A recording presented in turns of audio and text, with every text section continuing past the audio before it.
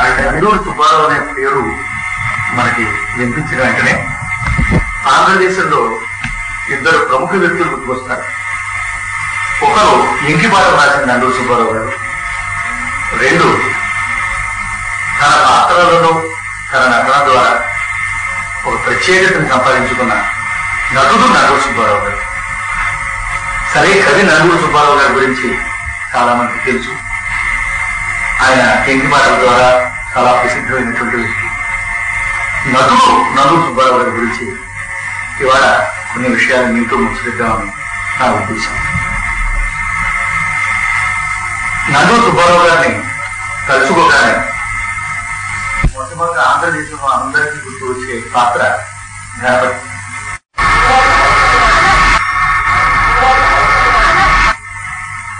విచిత్రం ఏమిటంటే, చిలకమంతి లక్ష్మీ నరసింహ పంతులు గారి నవల చదివినప్పుడు గణపతి పాత్ర మీద అంత సమూహం మనకు కలగదు. రేడియో నాటకం ద్వారా, అంటే మనకి తన కంఠస్వరం ద్వారా ఒక పాత్రని వినిపించడం ద్వారానే ఆ మనిషి స్వరూప స్వభావాన్ని అద్భుతంగా కళ్ళకు కట్టినటువంటి, చెవుల ద్వారా వినడం ద్వారా కళ్ళకు కట్టించేటటువంటి ఒక నేర్పుతోటి ఆ పాత్రని దిద్ది తీర్చిన వ్యక్తిగా దాదాపు ఒక నాకు తెలిసినంత వరకు 2-3 తరాల వ్యక్తులకి సుబ్బారావు గారు చెరపరిచింది. రెండవది, సక్కుబాయి నాటకంలో సక్కుబాయి భక్త పాత్ర.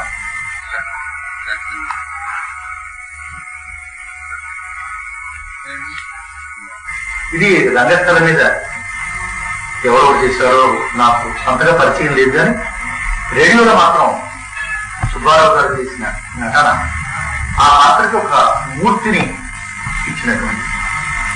అలాగే ఒక మంచి నటుడైనటువంటి వాడు పెద్ద పాత్ర చేసావా చిన్న పాత్ర చేసావా అనే భేదం కనిపించదు. పురాణ సుబ్రహ్మణ్య శర్మ గారు రాసిన 3 అంతస్తుల మేడ నాటకం చాలా ఆ రోజుల్లో కొత్త ప్రయోగం ఒక రకంగా. అందులో ఒక పాత సామాన్లు అమ్మేవాడి వేషం, తర్వాత అది పాత్ర చిన్నదైనప్పటికీ కూడా నాటకంలో చాలా కీలకమైన పాత్ర అవుతుంది. ఆ చిన్న పాత్రని, అందులో హాస్యం ఉంది, విషాదం ఉంది, ఈ రెండింటిని చాలా అందంగా సమ్మేళనం చేసి ఆయన రూపు కట్టించారు. తర్వాత మనందరికీ సుపరిచితమైనటువంటి మరో నాటకం వరవిక్రయ. వరవిక్రయ నాటకంలో ఘంటయ్య వేషం కానీ, అందులో ఇబ్బందులు పడే స్కూల్ టీచర్ వేషం కానీ, 2 వేషాలు ఒకే నాటకంలో చేసి ఆ 2 పాత్రల స్వభావాన్ని బట్టి 2 విధాలుగా వాటిని నిరూపించారు.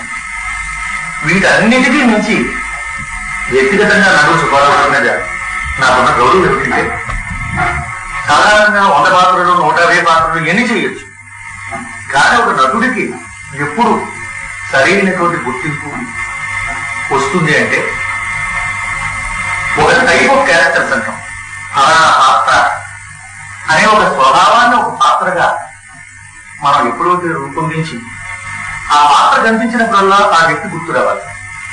అలాగా ఒక చిన్న బెజ్జుతనం, అమాయకత్వం, ఆ మధ్యలో అతి తెలివి, అతి జాగ్రత్త, ఇటువంటి తమాషైనటువంటి మానవ ధోరణిని ఒక తోటకి పెట్టి ఆయన ఒక తమాషైనటువంటి భక్త పాత్రని సృష్టించారు. అది గణపతిలోనూ, అది లేకపోతే సక్కుబాయి పాత్రలోనూ, అది లేకపోతే మరొక చోట పాత్రమే కాకుండా ఆయన రాసినటువంటి రేడియో నాటికల్లో ఆ పాత్రకి అద్భుతంగా రూపం కల్పించడం జరిగింది. సీనయ్య అనే ఒక పాత్రని చాలా బాగా ఆయన రూపొందించి ఆ పాత్ర చాలా చక్కగా రేడియో ద్వారా నిరూపించి చాలా మంది మనాలను అందుకుంటారు. ఇవన్నీ ఇలా ఉండగా ఊరికే ఒక నటుడిగా, రేడియో నటుడిగా ఎంతవరకు ఒక ఆర్టిస్ట్కి పేరు వచ్చి హౌస్ హోల్డ్ ఏమంటాం, ఇంటింటా ఆ పేరు ప్రచారం కావడం. అలాగా విజయవాడ రేడియో కేంద్రానికి చాలా అరుదైనటువంటి సందర్భాలు ఉన్నాయి. అందులో దాదాపు 1948లో విజయవాడ రేడియో కేంద్రం పెట్టిన తర్వాత తొలితరం ఆర్టిస్టుల్లో అంత ఖ్యాతి, ఇంటింటి పేరు అయిపోయేలాగా సంపాదించుకున్న వ్యక్తి కేవలం తన నటన నైపుణ్యం ద్వారా సంపాదించుకున్నటువంటి వ్యక్తి సుబ్బారావు. అలా ఉండగా నటన చేయొచ్చు అంటే వెనకటి తరం, ముఖ్యంగా సుబ్బారావు గారి తరం నటుల మీద నాకున్న గౌరవం ఏమిటంటే వారు నటులైనప్పటికీ సాహిత్యం మీద, సంగీతం మీద, ఇతరత్ర రంగాల మీద కూడా ఒక ఆర్టిస్ట్ గా గొప్ప ప్రవర్తన ఉండడం, సాధ్యమైనంతలో ఆ ప్రక్రియల్లో కూడా చెయ్యి పెట్టి తమకు సాధ్యమైనంతలో, తమకు అవకాశం ఉన్నంతలో ఆ ప్రక్రియలో కూడా కృషి చేయడం. సుబ్బారావు గారు రేడియోకి నటుడుగా, రేడియోలో ఉద్యోగిగా, నాటికలు ఇలా విధాయకంగా రాయడం కాకుండా ఒక ఆర్టిస్ట్ గా మంచి నాటికలు రూపొందించి రేడియో నాటిక రచనకి ఒక రకమైనటువంటి వరని, ముఖ్యంగా హాస్యాన్ని పలికించడం చాలా కష్టసాధ్యమైన విషయం. మన హాస్యం అనుకున్నది అవతల వాడికి విషాదం కావచ్చు. కనుక హాస్య రచనకి రేడియో ద్వారా ఏ విధంగా నిరూపించవచ్చు, ఏ విధంగా ఏ వ్యవధిలో మంచి రేడియో నాటికని రాయవచ్చు అనేది నిరూపించి రచయితగా కూడా ఆ రకమైన ప్రయోగాలు చేశారు.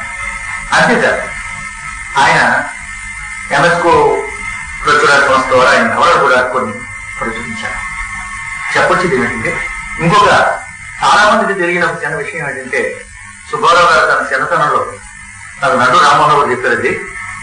ఆయన ఈయన కలిసి మద్రాసులో ఆడిషన్ కావడానికి అని చెప్పి రికార్డింగ్ కంపెనీ ఆ రికార్డు ఇవ్వడం కోసం అని చెప్పి వెళ్ళి ఆడిషన్కి వెళ్ళినటువంటి వ్యక్తి కూడా నటు సుబ్బారావు.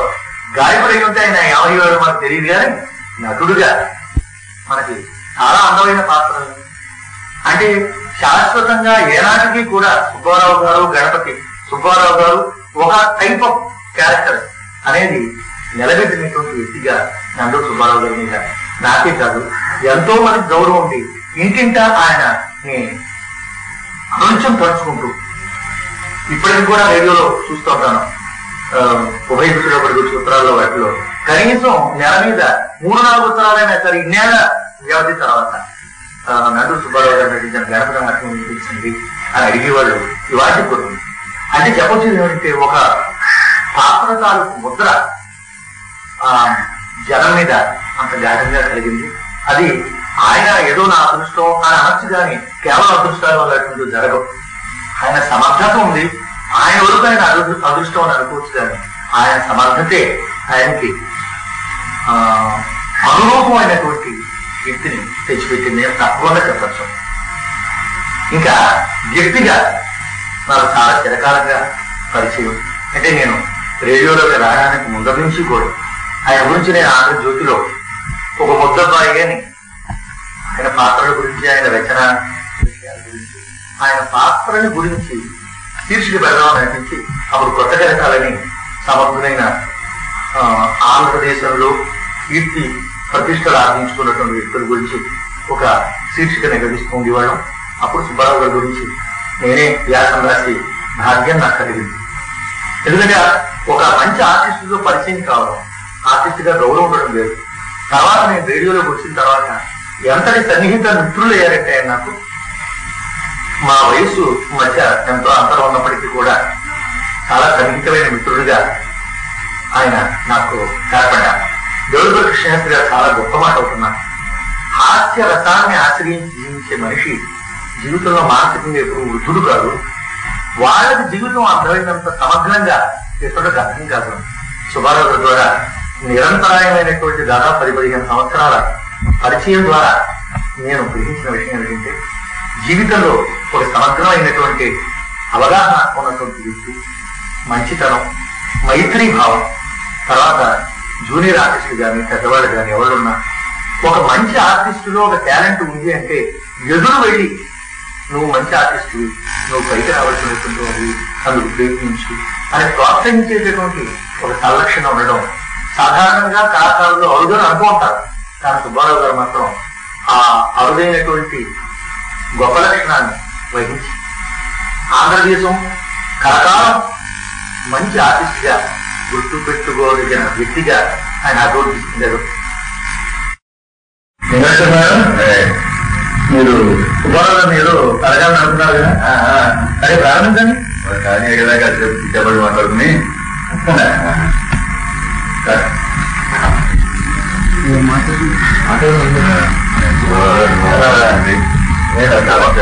తిరుగుతా బాగున్నారా? ఉన్నారండి. క్యాంటీన్ లేడు. నేను మొన్న వచ్చాను. అదేంటి బాబు ఖాళీగా ఉన్నారు కదా, దీంతో కొన్ని పర్సనల్ విషయాలు మాట్లాడాలని ఎప్పుడు కోరుకున్నానండి. మా ఇద్దరికి వెళ్తే అరకం ఒకే కూడా పని చేసినా ఎప్పుడు రికార్డింగ్ డబ్బింగ్ అని హడావిడిగా ఉండేవాళ్ళు. ఏంటంటే అసలు మీరు ఈ గణపతి వ్యాసం వచ్చిన తర్వాత చాలా మంది మిమ్మల్ని పర్సనల్ గా చూడని వాళ్ళు రేడియో కదా మన మనసులో గృహాలు వెళ్తావు కదా, ఏంటి ఎప్పుడు తిప్పుతూనే ఉద్యోగులు కలుపుతూనే ఇట్లా ఉంటాడా ఇది అని అడిగేవాళ్ళు.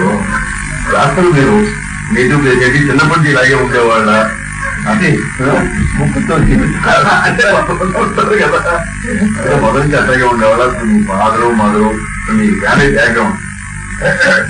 మా నాన్నగారి పేరు నెల్లూరు రామచంద్రరావు, మా అమ్మతో ఎమ్మో శాతం నాకు. మాది 6 పుట్టారుగా అంటే గెలవాలంటారు అనమాట. కానీ నేను పుట్టింది మాత్రం పూలని మా అమ్మమ్మ గారు, ఆ పూలలో పుట్టాను. పెరగడం అంతా కూడా 6 సరే మామూలుగా 9th క్లాస్ వరకు చదువుకున్నాను. కర్ణాటక మన చదివితే అక్కడికి అయిపోయింది. కానీ మొదటి నుంచి నాకు ఒక ఇదేంటంటే ఏదైనా నటన శైలిగా ఇంప్రూవ్ చేసుకోవాలి అని చెప్పేసి కూర్చోవడం. అవి ఎందుకంటే సినిమాలో జనాలు కూడా వాళ్ళు ఉండేది. ఈ ఉద్దేశంలో చదువుతున్నాను. పోరాడతారు సినిమా అయిపోయింది. ఎందుకు అమ్మమ్మడి చదువు జరుగుతున్నాను, కావాలని జరుగుతున్నాను అనమాట. నాన్నగారు నమ్మకం మరి అది. అయితే కొన్ని నాటకాలు కూడా వేశాను. మొట్టమొదటి శ్రీకృష్ణలో రుక్మిణి వేశాను. దాని తర్వాత తులాభరణలో నారదులు వేశాను. ఇట్లా ఏదో చిన్న చిన్న నాటకాలు వేసుకుంటూ ప్రస్తుతం. ఒకసారి సినిమాలో చేద్దామని చెప్పేసి మెట్రాస్ కూడా వెళ్ళి మరి కనీస కూడా మరి సినిమా చక్కగా వచ్చారు. ఆల్రెడీ రేడియో మీరు సహాయం చేసిన వాళ్ళు సినిమాలోకి పోతే రేడియో మంచి ఆశించి కోల్పోయింది కదా. వచ్చిన తర్వాత ఏం జరిగిందంటే నాకు రేడియోలో చేరి ఒక నటుగా తీసుకోవాల్సిన సరదా ఒకటి బాగా ఉంది. సినిమాలో ఎట్టగా అవకాశం దొరకలేదు, రేడియోలో చేద్దామని చెప్పేసి అనేటువంటి కుతూహలం బాగా ఉంది. అప్పట్లో 1948లో విజయవాడ స్టేషన్ ఓపెన్ చేశారు, రేడియో స్టేషన్. దాంట్లో మా కజిన్ గారు నందూరు నరసింహారావు అని ఉంటాడు, వాడు మొట్టమొదటి జాయిన్ అయ్యాడు. అదే నర్సు యాక్ట్ చేస్తున్నారు, నాకు అవకాశం రాలేదు అనేటువంటి సపోర్ట్ ఉంటాడు అని చెప్పేసి వచ్చి అప్పుడు శ్రీనివాస్ గారు అయ్యారు వివరుతున్నారు, పుల్లేరు వెంకటేశ్వర గారు వాళ్ళు ఉన్నారు. వాళ్ళ దగ్గరికి వెళ్ళి చెప్పారు. చేసి ఆడిషన్ తీసుకున్నారు. ఆడిషన్ తీసుకుని నువ్వు గీసే ఆడిషన్లో నీకు అవకాశం వచ్చినప్పుడు మరి ప్రోగ్రామ్ ఇస్తాం అని చెప్పేసి చెప్పారు. ఆడిషన్లో ఏం చేశాను, కాకినాడ తూర్పాడు నాటక సమాజం అని చెప్పేసి ఒక రికార్డు అవుతుండేది. ఏంటంటే లక్షడు సీత అంటే ఏంటనేదే మా అమ్మాయిని రావాలి చెప్పి చెరువులారా కుక్కలారా పంతులారా ఏం ఊళ్ళారా మా ఊళ్ళని ఇక్కడే ఉపయోగించుకుంటున్నాను, మీరే చూసుకుంటే కరెక్ట్ అయ్యారు, మీకు ప్రోగ్రామ్ ఇస్తాము అని చెప్పి చెప్పారు. అప్పటి తర్వాత 17/5/48 ఫస్ట్ ప్రోగ్రామ్ వచ్చారు. ఎందుకంటే జీవితం అదే మొట్టమొదటిసారి రేడియోలో ప్రవేశిస్తున్నాయిగా, అందుకని ఆ తారీఖు బాగా పుట్టింది 17/5/49. మహారాణి అని చెప్పేసి ఈరోజు ఈ ఫోటో దాచిపెట్టారు అప్పటి నుంచి. ఆ ఫోటోలు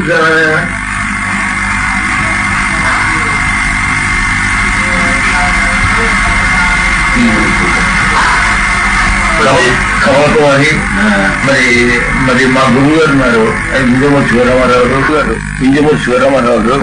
ఇప్పుడు సుమిత్ర అని అప్పుడు స్టాఫ్, నాన్న చిరంజీవి గారు, కమల్ కుమార్ గారు, నేను, ఇంకో ఆయన. ఇది ఫస్ట్ ప్రోగ్రామ్ అనమాట. మామూలుగా వచ్చాను. మీ మీద ఒకప్పుడు నాకు భలే కోపం ఉండేదండి. ఒకసారి రేడియో ఇచ్చారు, వసంతులు రవి ఇచ్చారు నాకు.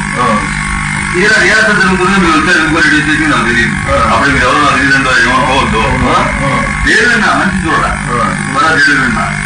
తీరా బంధంగా ఏం చేశారంటే కుమార్ వచ్చాడు, ఇట్లాంటి వేటల్లో కుమార్ పెట్టిండు, నేను టీచర్తో ఇంకో వేయడం ఇంకో ఇస్తున్నాను వేయడం అన్నారు. అదే బాగుంది, మంచి వేయడం అంటే కామెడీ సుబ్బారావు గారి తర్వాత మీరు అందరూ సుబ్బారావు తర్వాత నేను కొంచెం నోరు మూసుకుంటున్నాను. ఆయన అయితే బాగా చేస్తారు నాకంటే. అసలు బందా గారికి మీకు ఏది అలాగా మంచి రేడియో బందా గారు రేడియో ప్రొడ్యూసర్ గా వచ్చారు. విజయవాడ రేడియో నాటక ప్రయుక్త బంధగంతరావు ఓ సత్యన పాస్ ఒక అనౌన్సర్ ఉండేవాడు. ఆయన శాస్త్రోక్తంగా చెప్పాలని తెలుసు. విజయవాడ రేడియో ప్రయుక్త కందాబాదం తీసుకురా వచ్చిన తర్వాత 3-4 నాటకాలు నడిపించారు. అందులో పంజరం అని ఒక నాటకం. దాంట్లో ఒక స్కూల్ మాస్టర్ వేషం, జాన్ వేషం, 2 వేషాలు. అంటే జాన్ గుర్తు చేసిన ఆయన కాలేదు. కాకపోవడం వల్ల రాసి నేనే చదివేసేటప్పుడు టీచర్ విని 2 వేలు చదివేసేదాన్న. ఎవరైనా ఇది వచ్చినా ఒకటి లేదు, అది కొంచెం ఛాందసంగా యాక్ట్ చేయి, ఇది కొంచెం తూర్పు సైడ్ వాటి ఏడంతారనే త్వరలో మాట్లాడు అని చెప్పేసి అన్నారు. 2 యాక్ట్ చేశాను. ఏకంగా టేస్ట్ లో కూడా 2 యాక్ట్ చేశాను. ఎవరు గుర్తించలేదు, కానీ ఆయన చాలా సంతోషపడ్డాడు. తర్వాత రెండోది ఏంటంటే ఆయన ప్రొడ్యూస్ చేసినప్పుడు ఆయనకి చాలా అసిస్టెంట్ గా ఉంటుంది. ఏంటి గంటలు కొట్టడం, లేకపోతే ఏదో అందించడం, తప్పు చేపించడం, ఆయనకి కావాల్సిన సహాయం చేసుకునేవాడు. దాని మీద మంచి ఇంప్రెషన్ ఏర్పడింది. ఇట్లా ఉండగా ఏమైందంటే గణపతి టీఆర్ వచ్చినవాడు. ఇంకెవరు అక్కడే సుబ్బారావు గణపతికి సరైన వాడు అని 6 నుంచి ప్రత్యేకం గురించి సీరియల్ 6 భాగాలు గణపతి కూడా నా చేత నిర్వహించారు. అది విపరీతమైనటువంటి అప్లాజ్ వచ్చింది. జనం దగ్గరికి 100,000 ఉత్తరాలు వచ్చాయి. దాంతో ఆయనకి నా మీద బాగా ఇంప్రెషన్ ఏర్పడుతుంది. ఇట్లా ఉండగా విజయవాడ స్టేషన్ లో 3 ఆర్టిస్టులుగా ఉంచారు. ఒక ఆడ, 2 మగవాడు. ఆయనకి బాగా ఇచ్చిపోయినటువంటి వాడు నేను ఒకని కాబట్టి నన్ను, మా కొలీగ్ శ్రీరామరావు ఉండేవాడు మా బావగారు, వాణ్ణి, తర్వాత నాగర్ కుమార్, మా ముగ్గురిని కూడా ఈ స్టాఫ్ లో కావాలని చెప్పేసి పైకి రాశారు. పైకి రాసి ప్రత్యేకం మా కోసం ఇది రామవాయిస్ చేస్తున్నారు. ఆ పంచి నేనంటే ఆయనకి బాగా విపరీతంగా గురి. నేను ఈ రోజున ఇంత పైకి వచ్చానంటే నాకు అన్నం పెట్టినటువంటి మహానుభావుడు బంధకం చేశారు. ఆయన ఎప్పుడు కూడా నేను నమస్కారం చేసుకుంటాను. ఆయన రుణం తీసుకోలేదు నేను. ఎందుకంటే నా జీవితాన్ని ఒక పాత్రలో పెట్టి నన్ను మనిషిని చేసి నలుగురిలో పరిచయం చేసినటువంటి మహానుభావుడు. తదాదిగా అనేక నాటకాలు అక్కడ తీయటం, వాటిని యాక్ట్ చేయటం, ప్రొడక్షన్ తీసుకోవడం ఇలా జరిగినమాట. ఆమతులు గోపాలరావు గారు ఒకప్పుడు అన్నారు నన్ను, ఏదైనా స్కిట్ చదవాలంటే రావణ చదవాలి, రామోహన్ రావు, వాడు లేకపోతే సుబ్బన్న చదవాలి, వాళ్ళిద్దరు లేకపోతే నువ్వు రా అన్నారు. ఏంటంటే వాళ్ళకన్నా నేను తీసిపోయాను అన్న, అదంతే రూల్ రా అన్నాడు. గోపాలరావు గారికి మీకు ఎట్లా ఉండేదండి? గోపాలరావు గారు చాలా నిక్కచ్చని మనిషి, చాలా మంచి మనిషి, నిరాడంబరుడు, కల్మషం ఏమాత్రం ఉన్నవాడు కాదు. ఆయన ఏదైనా ఉంటే ముఖం మీద చూపించేవాడు. ఒకసారి ఏం జరిగిందంటే శ్రీరామోహన్ రావు నేను చదువుతుండగా విని వీళ్ళు కార్మికుల కార్యక్రమంలో వీళ్ళే కావాలి నాకు అని చెప్పేసి ప్రత్యేకంగా చెబుతున్నాడు. అప్పుడు కబూర్లని ఇట్లా కొన్ని ఐటమ్స్ ఉండేవి. దాని ప్రకారమే ఆయన రాసిచ్చిన విధంగానే ఉండాలి. ఆయన రాసిచ్చిన దాన్ని వదిలిపెట్టి ఎవరన్నా పక్కన మాట్లాడారో ఆయనకి విపరీతమైన కోపం వచ్చేది. అది బ్రాడ్కాస్టింగ్ అని కూడా అనుకునేవాడు కాదు, అక్కడే తిట్టేవాడు కొట్టుకుని. ఓసారి కేవీఎస్ కుటుంబరావు అనౌన్సర్ గా వచ్చాడు. వస్తే ఉంది కబుర్లు తర్వాత ఇంటర్వ్యూ తర్వాత విశేషాలు అనేది. అక్కడ కుటుంబరావు ఏం చేశాడు, కబుర్లు తర్వాత రికార్డు వేశాడు. రికార్డు వేయడంలో మొట్టమొదటి మ్యూజిక్ వస్తుంది కదా అని అంటే ఆయనేమో మామూలుగా అది ఇంటర్వ్యూ అనుకున్నాడు. కానీ దేశము మాటను వచ్చింది. కట్ చేయబట్టి ఎట్టా సగం రికార్డు ఏంటో కట్ చేయాలి. అందుకని అనవసరం మాట్లాడకుండా అయిపోయింది అట్టకి వచ్చాడు. నేను చెప్పింది ఏది మూసిపడతాడు. చేస్తే ఆడ కుటుంబంలో చూసాడు, కంగారు పడ్డాడు. కంగారు పెడితే మళ్ళీ పైకి లాగాడు. అన్ని లాగాడు. బ్యాటర్స్ ఉంటాయి కదా, అన్ని బ్యాటర్స్ లాగాడు. ఈ మాట్లాడుకునే వాళ్ళు బ్యాటర్స్ దేశం బా అని వస్తుంది అనమాట బ్రాడ్కాస్టింగ్. ఆఫీసర్ అంతా కంగారు పడ్డాడు. కంగారు పడి అంత పరిగెత్తుకొచ్చేటికి ఈయనమో అన్నింటినీ కావలించుకుంటుని నేను చెప్పాను నువ్వు ఎందుకు ఇచ్చావు అని అడుగుతున్నాడు. ఇవన్నీ కూడా బ్రాడ్కాస్ట్ అట్లా. ఎందుకంటే ఆయన సమాచారం వచ్చి ఆయన అనుకున్నది నీకు ఖచ్చితంగా జరగాలి. కానీ చాలా మంచివాడు, మంచి ఆర్టిస్ట్. వినోద గారు కూడా అప్పుడే కదా మర్చిపోయారు. వేగ నరసింహ శాస్త్రి గారు వినోదాలు గారయ్య. ఆయన కూడా ప్రత్యేకం సుబ్బన కావాలి, రామోహన్ కావాలి అని చెప్పేసి ప్రత్యేకంగా కూర్చోబెట్టి వినోదాలు చెప్పేవాడు. తమాషా ఏంటంటే ఆయన మొదలెట్టేటప్పుడు పుస్తకం స్క్రిప్ట్ లో మొదలెట్టాడు, తర్వాత ఎక్స్టెంపోర్ గా బిగించాడు. ఆ దాని మీద స్క్రిప్ట్ లో పెట్టేసి ఎక్స్టెంపోర్ గా ఏదో మాట్లాడుతుండేవాడు. ఓసారి అన్నారు కదా ఈ వీధి లైట్లు దానికి విషయం వచ్చి రే బంకులు ఉంటాయి కదా దొంగనా కూడా పెట్టుకెళ్తారా అన్నారు. అది కూడా బ్రాడ్కాస్ట్ అయింది. బ్రాడ్కాస్ట్ అయితే అన్నాడు దొంగనా కొడుకు అన్నాడైనా అని చెప్పేసి. ఆ తర్వాత కొంతవరకు రుక్మిణి కళ్యాణ్ ప్రారంభించేవాడు. ఆయన ప్రారంభించి కృష్ణుడు రుక్మిణిని ప్రారంభించేవాడు.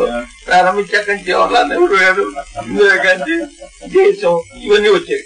వచ్చే చివరికి అనేవాడు కదా ఈ విధంగా రుక్మిణి కళ్యాణ్ సమాధానం. అప్పుడు రామాయణం మనం వదిలిపెట్టి వెళ్ళిపోతాం మనం ఇదేం చెప్పేవాడిని. అలా తమాషాగా బ్రాడ్కాస్టింగ్ లో మా సర్వీస్ లో చాలా తమాషాలు. నాకు ఒకటేనండి, నాకు ఉంది. నేను ఏనాడు కూడా ఇబ్బందులు ఏర్పడలేదు. నేను నాకు తినడానికి ఉండటానికి లోటు లేదు. తర్వాత నన్ను మిత్రులు, చాలా మంది మిత్రులు, నా స్టేజ్ పనిచేసే మిత్రులు ఉన్నారు. వాళ్ళ దేవాలయం ఉండడం ఇలా సుఖంగా ఉన్నారు. కాబట్టి ఈ వచ్చే కొద్దిగా సృష్టి చేసింది కానీ ఇంకొందాక నాకు ఏ వారం లేదు.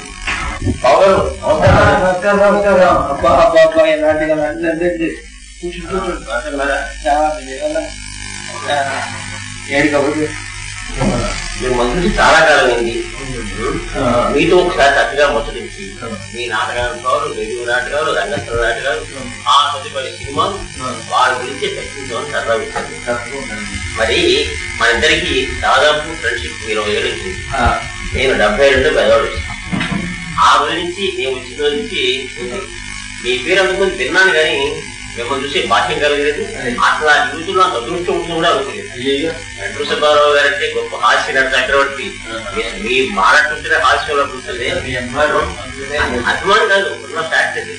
అటువంటి వారితో నేను సహాయకారిగా ఉండి ఒక తోటి ఉద్యోగిగా ఉండి మీ తర్వాత ఆ తదుపరి మీతో సహాయించే గారి అవకాశం రేడియో నాటకాలు కానీ రంగస్థల నాటకాలు కానీ జరిగినందుకు నాకు నేరుగా అదృష్టంగా అనుకుంటూ మీతో విషయం ఏంటంటే ఇంతకుముందు మీరు శ్రీరామ్మోహన్ రావు గారు, తర్వాత రామశక్తిలో సంక్రమించ గారు ఉన్నారు, తర్వాత బందా ఇంగ్లీష్ ఉన్నారు, తర్వాత రేడియో ఆర్టిస్ట్ లో నారసింహ గారు, విజి కనకర్ గారు వాళ్ళందరూ ఉన్నారు. తర్వాత వీరభద్రరావు వీరందరూ ఉన్నారు. వీరందరూ కలిసి నటించే అవకాశం కూడా అవకాశం వచ్చింది. అయితే మీతో శ్రీరామ్మోహన్ రావు గారు, మరి వీరభద్రరావు గారు, విజయబిఆర్ లింగరాజరావు గారు వీరందరూ కలిసి యాక్ట్ చేశారు. వీరందరితో కలిసి నటించే అవకాశం నాకు కూడా వచ్చింది. అది నేను చాలా ఇదిగా అదృష్టంగా భావించుకుంటూ అసలు శ్రీరామ్మోహన్ రావు గారు మీరు కొన్ని గొప్ప గొప్ప నాటకాలు కష్టపడి పనిచేసి ఒక విజయవాడ కేంద్రానికి ఒక గొప్ప బలి తెచ్చారు, గీత తెచ్చారు. ఈ వల్ల విజయవాడ కేంద్రం ఈ రోజున నాటక శాఖలో ఎంత గొప్పగా ఉందంటే దాని ముఖ్య కారణం నేను అనుకోవడం మీరు శ్రీరామ్మోహన్ రావు గారు. ఆ అనుభవం కొద్దిగా చేస్తే బాగుంటుంది. ఇప్పుడు విజయవాడ రేడియోకి 3 ఆర్టిస్టులు కావాలి అని చెప్పేసి పందాకారం చేసుకోవడానికి వెంటనే ఇచ్చాడు. రేడియోలో అనౌన్స్ చేశారు. క్యాజువల్ ఆర్టిస్ట్ గా ఉండేవాళ్ళు ఎక్కడ చేయక్కర్లేదు, ఇతర వాళ్ళు ఎవరన్నా కావాలంటే అక్కడ చేసుకోండి అన్నారు. కానీ ఆయన వారి ఉద్దేశంలో స్టేషన్ రెడ్డి గారు, పుల్లల వెంకటేశ్వర గారు, పందా కంపెనీ వీళ్ళు ముగ్గురు ఆలోచించుకుని నన్ను శ్రీరామోహన్ ఎం నాగకుమార్ని ముగ్గురిని మనసులో పెట్టుకుని మా పేరు పైకి రాసి మమ్మల్ని బుక్ చేస్తున్నారు. అక్కడ రాగా మేము ఒకటే పాయింట్ పెట్టుకున్నాం, మనం రేడియో కూడా పంపిస్తున్నాం. రేడియో మా ధనం పెడుతోంది, మా కన్నతల్లి ఇన్స్టిట్యూషన్ రేడియో. కాబట్టి రేడియోకి ఏ విధమైనటువంటి ఆటంకం జరగకూడదు, మన శక్తివంచన ఎక్కడ కృషి చేయాలి అనేటువంటి అభిప్రాయం ముగ్గురం పెట్టుకున్న ప్రధానిగా మరి డ్రామాల్లోనూ, కార్మిక కార్యక్రమాల్లోనూ, తర్వాత బావగారి కబుర్లోనూ, తర్వాత గ్రామోత్సవ కార్యక్రమాల్లోనూ అన్నింటిలో కూడా పాల్గొంటూ వస్తే మంచి పేరు రావడం మొదలెట్టింది. కానీ రంగేశ్వరరావు అంతా కూడా మా మీద పూర్తిగా కాన్ఫిడెన్స్ పెట్టి మీరే ప్రొడ్యూస్ చేసుకోండి తప్పించుకో అని చెప్పేసి మా మీద చెప్పారు. తరాదిగా శ్రీరామరావు నేను ఇద్దరు కూడా ఒక తల్లి కడుపు పుట్టిన అన్నదమ్ములాగా కూడా పడుకుంటూ రాత్రులు 11, 12 కూడా ఏదో ఒకరు చేసేది. చాలా కష్టపడి వచ్చేసేవాళ్ళం. ఇద్దరం కలిసి కూడబడుకునేవాళ్ళం. మా ఇద్దరు అభిప్రాయం ఏదైనా వాళ్ళు ఏదైనా పొరపాటు కానీ రామోహన్ రావు పొరపాటు అది కూడబడుకు సెట్ చేసుకునేవాళ్ళం. కానీ కట్ట కింద పెట్టుకుని ఇద్దరం ఇచ్చేవాళ్ళం. కాబట్టి మా ఇద్దరికి అంత నేను గమనించిందంటే మిగతా గొప్పతనం నాటక సాహిత్యం ఎవరు ఆఫీసర్గా వచ్చినా సరే, ఎవరు అధికారిగా వచ్చినా సరే, ఇద్దరిని వాళ్ళు కాన్ఫిడెన్స్ తీసుకుని మొత్తం ప్రొడక్షన్స్ అన్ని మీకు అప్లై చేసి మీరు హాయిగా ఉంటుంది. ఎందుకంటే అంత నమ్మకం మీ మీద, నాటకం మీరు బాగా చేస్తారని ఇద్దరు కూడా. అంటే ఒక స్క్రిప్ట్ వచ్చాక ఆర్టిస్ట్ సెలక్షన్ దగ్గర నుంచి వాళ్ళు రికార్డింగ్ చేసే వరకు, రిహార్స్ చేసే వరకు, ఆ మొత్తం నాటకం డబ్బింగ్ చేసి మొత్తం ఇచ్చే వరకు కూడా నేను మంచి మంచి చేస్తాను చెప్పినట్టు. ఒకసారి స్టేషన్ డైరెక్టర్ గారు డ్రామా వచ్చి ఇద్దరు కలిసి ఢిల్లీ వెళ్ళారు. వెళ్తే అక్కడ ప్రతాప్ అడిగారు, మీ ఇద్దరు చేశారు స్టేజ్ పెట్టాయని. అంటే మీకు ఆ భయం అక్కర్లేదు, మాకు ఇద్దరు రాక్షసులు అక్కడ రాక్షసులు సుబ్బారావు, రామ్మోహన్రావుని వాళ్ళిద్దరు ఉంటే స్టేజ్ నుంచి ఎవరు లేవని ఇబ్బంది లేదని చెప్పేసి వాళ్ళు చెప్పారు అక్కడ. తర్వాత ఇంకో పెద్ద ఆఫీసర్ మెడ్రాస్ నుంచి ఢిల్లీ వెళ్తూ, ఏమయ్యా మీ స్టేషన్లో 12 వర్షాలు బాగున్నారా? ఎందుకంటే మీ దేవల్ల వాళ్ళందరి దృష్టిలో కూడా ఆ అభిప్రాయం మేము కలిగించుకోగలిగింది, అది అదృష్టం. ఇంకోటి ఏంటంటే కేవలం రామోహన్రావు, కేవలం సుబ్బారావు కాదు, ఆ ఇద్దరికి ఒకరికి ఒకరికి ఉండేటువంటి అవినావ సంబంధం వల్ల రెస్పాన్స్ వాడించుకొని నేర్చుకొని ఒకరు కూడా కాంబినేషన్ ఉండటం వల్ల మా ఇద్దరికి ఇబ్బంది వచ్చాయి. కానీ లేకపోతే విడివిడిగా ఉన్నటువంటి కాంబినేషన్ లేకపోతే పేరు రాలేదు. శ్రీరామోహన్ రావు గారు, నండు సుబ్బారావు గారు ఒకటే. వాళ్ళని మామూలు ఒక మాట పేరు రామ సుబ్బారావు అనొచ్చు, ఇద్దరు ఒకే వ్యక్తి. మీరు చెప్పినట్టుగా నండు సుబ్బారావు, నందు నిన్ను రామోహన్ శ్రీరామరావు, రామోహన్ రావు అంటూ వచ్చారు. ఏదైనా మొత్తమే మా ఇద్దరికి ఎలమెంట్స్ లేకుండా ఆనందంలాగా ఎంతో తీసేసాడు. మాకు బాగా చూపించేది ఎవరిలో ఆర్టిస్ట్ లో ఎంత ఆర్టిస్ట్లో ఆ ఆర్టిస్ట్ పనులు తీసుకుని వాళ్ళకి. అందువల్లనే కేఆర్ విజయవాడ ఇచ్చేటువంటి ఆర్టిస్ట్ అందరూ కూడా ఈనాటికి మమ్మల్ని ఎంతో గౌరవిస్తున్నారంటే కారణం కాదు. ఈనాడు కూడా అప్పటి సోదరు మిమ్మల్ని ఇంకా జ్ఞాపకస్తుంది. రామోహన్ రావు గారి, సుబ్బారావు గారిని ఇప్పటికీ వస్తున్న సోదరు చాలా అట్టగా అన్యంగా ఆర్టిస్టులతో కూడా కలిగి చూసుకోండి, చక్కగా మాట్లాడుకుంటే. ఇప్పుడు ఏదైనా డైలాగ్ చెప్పాలనుకోండి, వాడు ఉదాహరణకి నేను 10,000 నచ్చాను అనేవాడు. అంటే ఎదురు ఒక విషయం ఆలోచించు, వాడు జబ్బుతో ఉన్నాడు, కదలలేడు, వాడు ఎట్ట పెడతాడని చెప్పుకుంటే నేను 10,000 నచ్చా, అది కావాల్సింది అని వాళ్ళ దగ్గరికి అలా రాబట్టుకునేవాడు. అంతేగాని ఎవడయ్యా అంటే వాడు చాలా బాగుంటారు. కో ఆర్టిస్టులు బాధపడకూడదు. అట్లాగే వాక్యాన్ని ప్రసారాలు అందించి, రీహార్సల్ చేయించి, వచ్చేదా కనిపించుకుని, అది రికార్డ్ చేసి దాన్ని డబ్ చేసుకుని, దానికి అడ్వైస్ చేసుకుని, ఇట్లాగా ఒక డ్రామా ఉందంటే ముగ్గురు ఇద్దరు కూడా రాజ్యం వాళ్ళు కష్టపడి చూపించేవాడు. అట్లాగే నాగరత్న గారు, ఆవిడ మాతో సోదరులాగా చాలా కోఆపరేటివ్ ఉంది. తర్వాత ఇక్కడి నుంచి శ్యామల గారు హైదరాబాద్ దుర్గ గారు బీవీ గారు, మొత్తం మీద ఇది ఒక కుటుంబం అయింది. శ్రీరామరావు, నండు సుబ్బారావు, నాగరత్నాలు, బీవీ గారు. ఈ కాంబినేషన్ అదే అప్పుడు నేను పనిచేస్తున్నప్పుడు, నేను కొత్తగా వచ్చిన విజయవాడ కొత్తలో ఒక ఆఫీస్ గా ఎక్కువ భావించలేదు. మన ఫ్యామిలీలో ఉన్న మెంబర్స్ చూడండి, నాటకాలు ఆ ఫీలింగ్, ఆ ఫీలింగ్ అంతా మీ వల్లే కలిగింది కదా. తర్వాత ఏంటంటే మా ఆఫీసులో ఎవరు కూడా మమ్మల్ని కంపెనీ చేసేవారు కాదు. ఇప్పుడు వచ్చావా, అప్పుడు వెళ్ళావా అని మమ్మల్ని ఇప్పుడు అనేవాళ్ళు కాదు. ఎందుకంటే అన్నాలు తిని పని అంటే అక్కడే ఉండేవాడు. రాసేవాడు పని కాస్త ఉండదనుకోండి, ఓ కూడా మానేసేవాడు. మానేస్తే ఎందుకు మానేసామని అడిగేవాడు కాదు. మా మీద అధికారులు బాగా ఉండేది. నుంచి పనిచేసినటువంటి 30 ఏళ్లలో మా మీద అందరికీ అధికారులు ఉండేది. తర్వాత శ్రీ రామోహన్ రావు కానీ నేను కానీ ఒక్కనాడు ఒక మెమో కూర్చుని అనుకోలేదు. ఎందుకంటే ముఖ్యంగా నాటశాస్త్రంలో, రేడియోలో కూడా కాగితాన్ని తీసే పనులు జరగవు. అది మనలో మనం పరస్పరంగా అవగాహన చేసుకుని, పరస్పరంగా మనం చర్చించుకుంటేనే ఒక మంచి నాటకం కానీ, ఒక మంచి సంగీతం కానీ బయట వస్తుంది.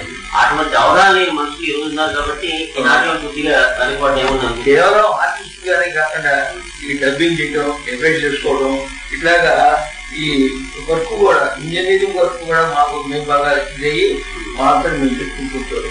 అలా చేయబట్టే వడ విక్రయం, కన్యాశుల్కం, సబ్బుబాయి గణపతి ఈ రామ్మోహన్ రావు గారు డైలాగుని బాగా క్షుణ్ణంగా చదివి చక్కగా ఆయన చెప్పగలరు ఇంకోటి చెప్పించగలరు.